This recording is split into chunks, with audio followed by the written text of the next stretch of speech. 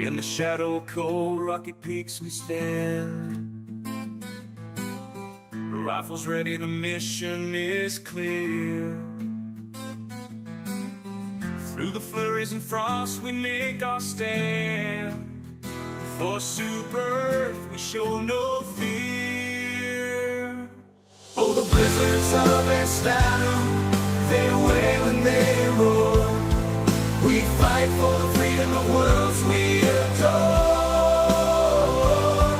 With iron in our hearts and snow in our sight, we'll reclaim the Draco sector and bring back the light. Evening's freedom's noble purveyors of want and bloodshed, that soothing western was Blizzards of Estanu by the N&M Project, an old favorite of mine. I've been waiting for just the right time to use it, and that time is now. However, a bit of personal news first. My little radio show here has been more successful than I ever dreamed. I mean, I'd figured I would have been drowned out by the Defender of Freedom, Eye of Eternity, or any of the other news services out there, and that I would lose interest due to lack of engagement, and that would be that. The fish, however, did not happen. My channel passed 100 subscribers today. Not only are people in growing numbers tuning in, I've been told that my broadcasts are becoming part of their daily routine. Really, guys, I can't thank you enough for your support. Without you, there would be no show. I promise to live up to the expectations that you have of me and to report on every aspect of the Second Galactic War until all alien scum is purged from our beautiful galaxy and Super Earth reigns supreme. Though, speaking of my newscaster brethren, I hear that the Defender of Freedom is due to update tomorrow if I'm reading his upload pattern right, and I have included a link to his channel in the description because I'm a fan.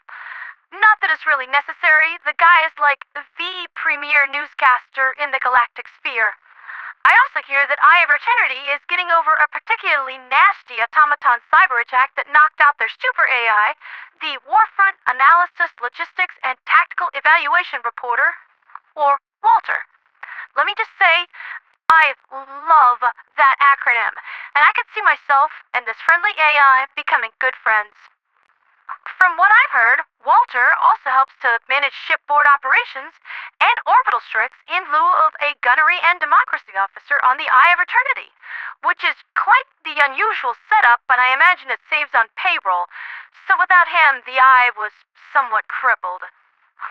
For some time now, I have been aware of electronic and information warfare attacks originating from Troost, but we just haven't had the attack routes or the manpower to deal with them. Once the Wesen and Marfark situations are handled, we really ought to go pay them a visit and file a DMCA claim along with an explosive cease and desist on those bolt buckets.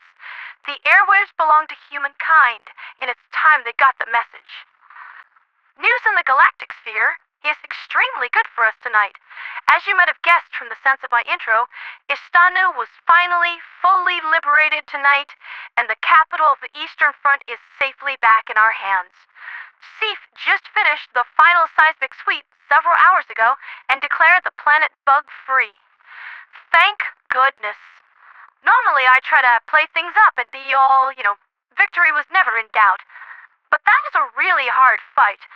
Nice job, guys. I know I'm not a proper age to drink yet, but go grab a cold one to celebrate my name, okay? You earned it. Following that victory, the Liberation Fleet immediately moved on to Crimsica, where 16,000 super destroyers are continuing the ongoing project of purging the Draco sector of all alien life. Right now, there's too much alcubierre distortion to accurately gauge what the liberation rate is going to be, but I expect it to be somewhat impressive. As I mentioned before, after a long bought major order, a lot of divers like to relax, and as the Defender of Freedom so accurately put it, shoot a bug. The fight for Wesen looks to wrap up tonight at 96% liberation currently, with a forecast of victory in the next 5 hours. It's a bit of a late work turn-in, but as far as the recently passed major order goes, I'm willing to give a solid B+ on this one, especially in light of how bad this planet just sucked to deal with. We lost an awful lot of good Helldivers to being cooked by fire tornadoes. Almost as many as we lost from them being turned into a pink mist from rocket devastators 5 kilometers out that nobody else saw. binary buttheads. Marfarkas, honestly, totally fine. Botbusters of the Western Front, well and truly tired of smelling like burnt hair and cooked skin on Wesen, were delighted at the chance to cool off in a nice Arctic environment and run some defensive missions. And the bot-diving forces are pretty evenly split between Marfark and Wesen. Point is, Marfark is expected to completely rout their evil metallic invaders 7 hours from now, kicking their fairest butt cheeks out of here just before my sleep cycle completes. Now that's how you start off a good morning. That's been Liberty's latest with me, Pondera, the radio angel. Tomorrow is the last day before escalation kicks off, and I am sure we are going to have all sorts of extra special goodies to play around with.